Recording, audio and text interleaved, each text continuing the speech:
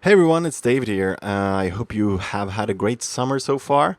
It's been about a month since I made a video, and I've had some vacation time with the family, some well-needed time away from the computer. Even though it's great to be back, it's been pretty sweet to get some sun, to get some swimming, and all of that, and to gather some reference footage of water, of course. So it's long overdue to make another video. I'm happy to be back and making videos again. I wanted to make one final video to kind of wrap up the first stretch of videos that I made, like a season finale, but I never quite got around to it.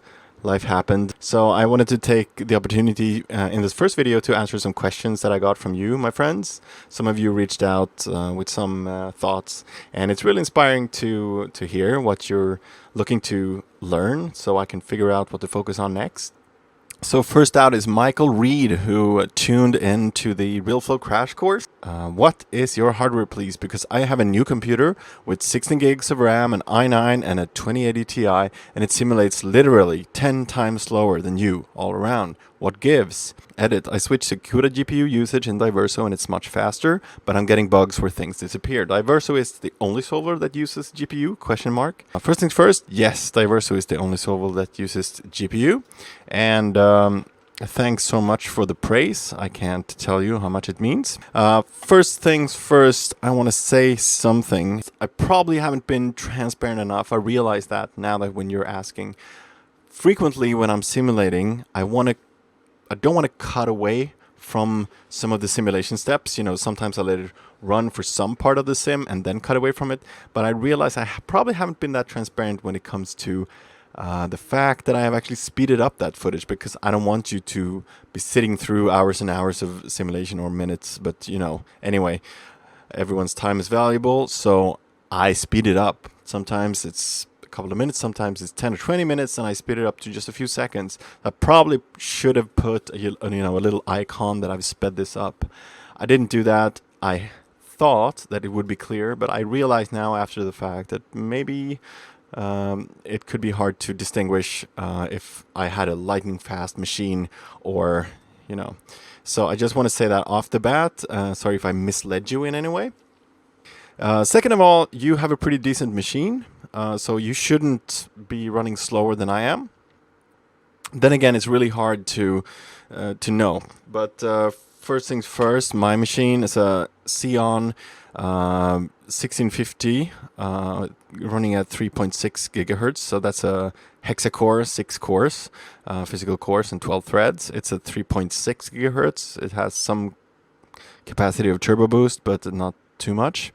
And you don't really need to be running RealFlow on a Xeon, not at all. But the reason I ended up doing that is because a few years back I was freelancing. I was doing a lot of work from home at my own machine, and I was having some issues, probably, you know, some rare like incompatibility between components or something like that. But I was having a lot of unreliability in that machine, and I ended up going for Xeon for the sake of getting ECC memory, and that helped me out quite a bit. This machine has been ridiculously stable, but to get back to the core issue is that RealFlow actually from 2015, I think they went out in their marketing when they released that version, and they actually said that you don't need like a server machine, like a proper workstation.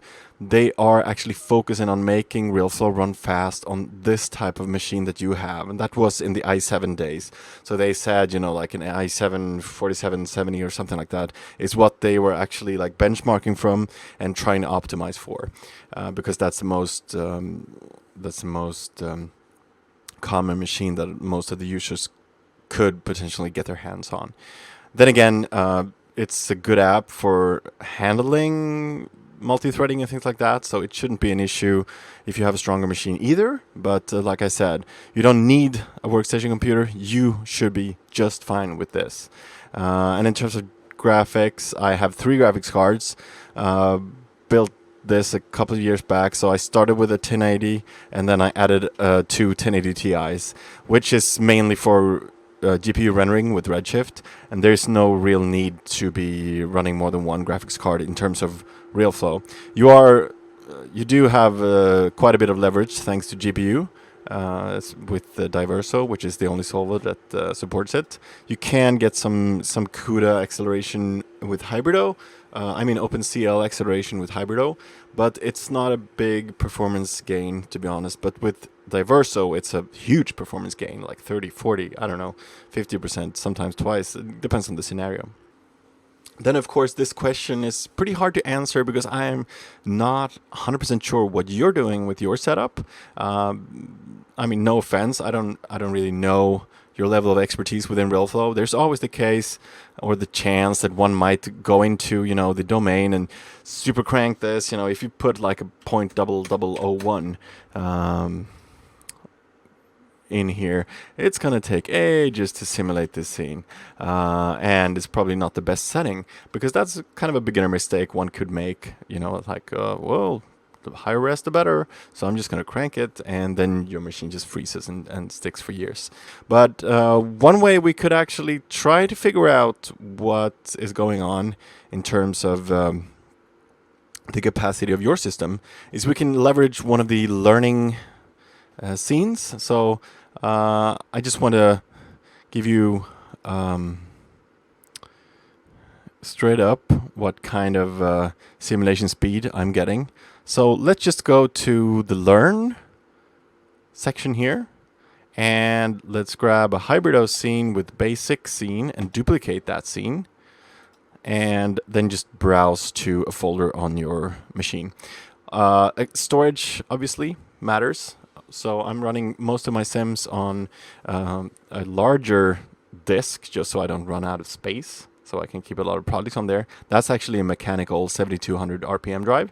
But for this example, I'm going to go on my main OS drive, which is an NVMe drive, which is a lot faster.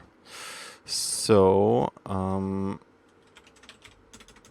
just creating a new folder and picking that so I can override it. And once this is done, let's not change anything in here. Let's just do command line and make sure that you're doing the same thing now. Let's check Hybrido. Not change anything in here. I don't have access to OpenCL, so I'm not going to pick that. So for comparison's sake, if you do have the opportunity to click one of these, you should leave it out for now. I want to make sure the command line is doesn't have any weird settings. And I'm not going to touch the high domain cell size, which is at 0.3 now. So this is mainly like a preview resolution thing. So I'm just going to hit simulate and let this run. So I've done my time and I clocked in at 15 minutes, 54 seconds. And to be fair, I was kind of YouTubing on the side, just waiting for this to finish. So maybe I kind of spoiled my result a bit, but I don't know, no, it shouldn't be such a big deal. So let's just update the timeline and you see what we have. We have the sphere running through the liquid and it's kind of previewy, but it's enough, it's enough to, it's about 1 million particles. It's a pretty long timeline. So we can see that it took 15 minutes, 54 seconds. So I would love to hear what you can get, Michael Reed, on your machine. And from there on, we can kind of figure out if you still think that your system is 10 times slower. I don't think it will be. I think I just kind of tricked you inadvertently by not sharing the fact that I was speeding up the simulation part of the videos. But let's not stop there. Let's also do one more take with Diverso, so we get some variation in our test here. I'm going to go to Learn again, and I'm going to pick Diverso, and let's just do the basic crown splash and duplicate that. And I'm going to go to my newly created folder. I'm going to make a new subfolder for it.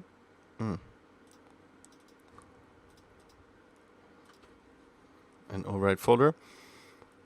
Now, in this case, it's going to be important that you are on the same version as me because they did some fundamental changes to the way the diverso solvers work.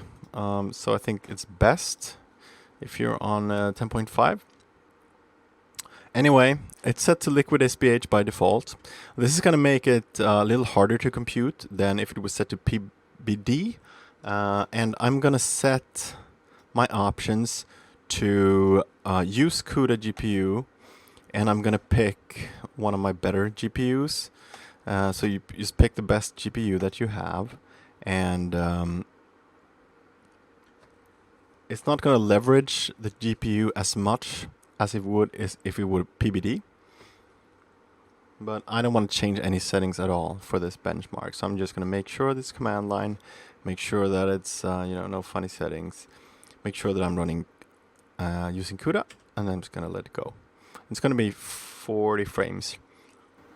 And I would love for you guys, Michael, and for anyone else watching, it would be great to hear if you would be so kind to run one of these two benchmarks that are included in the learning scenes, and just let us know which one you ran, and let us know what time you arrived at, and what kind of machine you're running it on. Because it would be great to be able to figure out kind of which type of setups are better for RealFlow. So you can see that this 40 frame sim took me 59 seconds. So let me know what you ended up at. Okay. The next thing I wanted to just address real quick is Miguel wrote in asking about the Alembic stitcher. So he says he made an hybrido scene and he's going to stitch and the program crashes. On every try this happens. If you know anything about it, help me please. I'm grateful anyway. Have a nice week. Same to you, Miguel. I did already reply in text form, but I thought it would be a good opportunity to tip everyone off about updating the version. If you haven't already noticed, Next Limit kind of dropped a bomb on us on May 28th. I think it's like the 10th anniversary of RealFlow or something. Or is it? No, it's the 20th anniversary. So for the 20th anniversary of RealFlow, they kind of dropped this bomb on us. I know, like on the forums for RealFlow, people have been asking, like, are they making a new version? What's going on behind the scenes? And some people are liking the plugin versions of RealFlow that goes into Cinema, that goes into Maya. And some people prefer to stay standalone in the app, which I kind of like. And then out of nowhere, RealFlow 10.5 and a free upgrade for existing customers that have bought RealFlow 10. So I think that's a really cool release. And there's a lot of, there are big things about it and there are small things about it.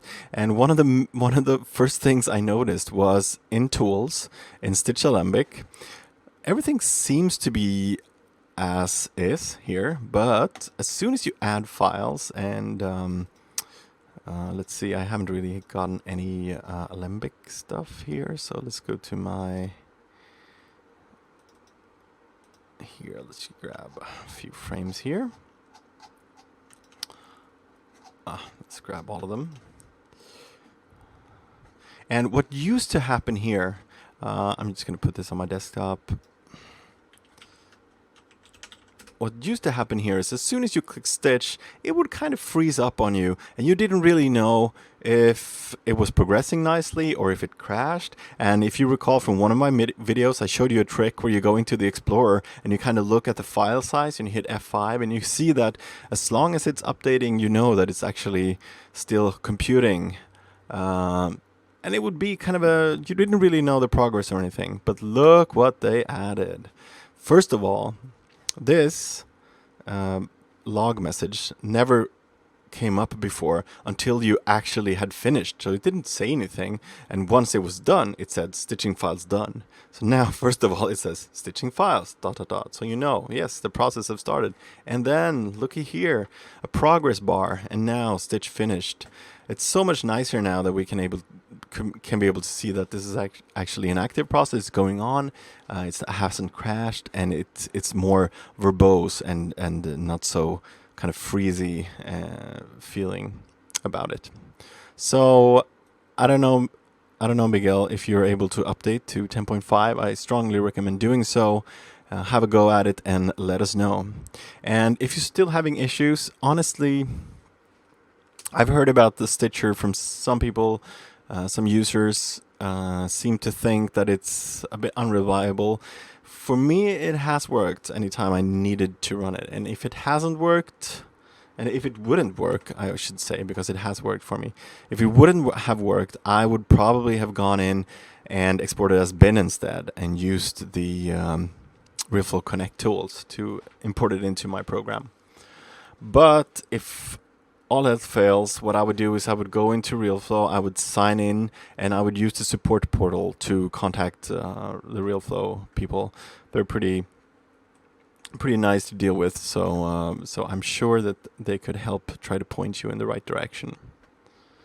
So best of luck, Miguel, with your Stitcher issue. And then few things I just wanted to mention. And one of them being Todd, also known as oldcode here on YouTube. He asked me in reference to the first video I did about sticky fluids. Let's go there. It was this one, and you may recall, if you saw it, that we made some, pretty out of the box sticky fluids in order to get that kind of honey-looking pour, and we also did a little trick in order to take the existing sim and make bubbles out of that. And Todd wanted to know how to make really sticky particles with the viscosity material. And he has even sent me via email some examples from a project that he's working on where a character is kind of getting stuck in something like a quicksand. So I see that your use case is a little different from what I'm doing here. I tried to make a video specifically on your issue, but it didn't really turn out the way I wanted it to. What I wanted to say, though, is out of the box, it makes total sense to use Diverso with SPH particle or PBD particles, which are a lot faster. You can do it on the GPU. It doesn't take that many sub-steps in order to get viscosity working. But what I wanted to check with you, have you tried doing this with Hybrido instead? Because even though Hybrido doesn't have sticky, it does have friction, and it does have quite a stable viscosity. I remember before Diverso viscosity was made available to us, I would do this little experiment with Hybrido and viscosity instead. And the few tests that I did run before I gave up, I found that at least like a character moving through a liquid, it feels like you can get, you get some great result with Diverso, but once you get so high up in viscosity that you hardly want the liquid to return to its original shape, then I kind of like Hybrido for that. No case is the other alike, obviously, but I was just wondering if you ever gave that a try. It would be good to know. But rest assured, I'm gonna revisit this issue and try to make a scenario that is similar to yours without. I don't want to give away the product you're working on or anything like that, because I don't know the level of secrecy around that. Last but not least, Shirel Ankri and at least one other viewer has reached out to me on Twitter, and Shirel commented on the Hybrido Part 3, because I know that I've been mentioning a few times that we might want to get the velocity channel on the Alembic file, and reading that back into Maya, and you asked Shirel, did you find a way of using the velocity channel inside of Maya using an Alembic file? That's a problem I couldn't find a solution for over the internet, and you mentioned you do have one in one of your videos. Yes, I tried. I tried an approach with Soup. If you're not familiar with that, it's the kind of mini Houdini plugin inside of Maya, written by Peter Shipkov. It's really powerful stuff in case you want to get into proceduralism and really like wrangling points and channels and data in a completely different way than Maya does out of the box. So with Soup, I was able to actually rewire some of the information from the mesh, and I actually got it to work. And I thought, like, this is done. I'm gonna show how to do this in a video. And then once I switched the frame, I realized it didn't work anymore. So I don't want to point any fingers at Next Limit, but I don't really think that the point data export is really up to speed. It seems to me like, you know, when you're meshing a sim like this, the point count changes over time. So the point colors would jump around, but that's not even what's happening. What's happening is you go to another frame and it just errors out because the length of the array changes. So what I ended up doing, in order to get the velocity channel to work, I scrapped the hybrido mesher. And instead, I meshed it inside of Maya using soup and OpenVDB techniques, which there's plenty of information available on that. I can share some of that, but I also want to do a quick walkthrough. There's some great information from the people that coded those plugins, but I don't think English is their first language, and they don't seem to be comfortable in narrating their videos. So for me, it's really useful, but it takes a while to take in their videos because you kind of have to rewatch it and make sure you're not missing anything and follow along. So I thought it would be a good thing to make some videos where I narrate the process. So I want to show you how to do that, but for sake of time, we're not going to do that today. But the solution is pretty much just mesh it inside of Maya using soup and OpenVDB plugins instead. And I can put the link to those plugins in the video description, so you can check it out if you want to. There are old versions that are free. I'm not sure they will be capable in doing what you want, and if they're available for the version that you're running. I definitely recommend, if you're into this type of stuff, wrangling data, it's a good buy. It's not a huge investment. If you just need it for one project, you can get a month of license for a couple of dozens of dollars. I think both plugins for like $30 or something like that. It's definitely worth it if you're doing a single project that needs this stuff. And they have a pretty good forum as well, so they're pretty good at responding and helping out with whatever you want to do with that stuff. Yeah, so that's really it. First Ask Dave video, and by all means keep sending me questions. I think this stuff is great to talk about, and I could do it all day. And otherwise, I'll be back with another Liquid ABC breakdown in not too distant of a future, where we will focus on the letter E, F, let's see, F. It's going to be F.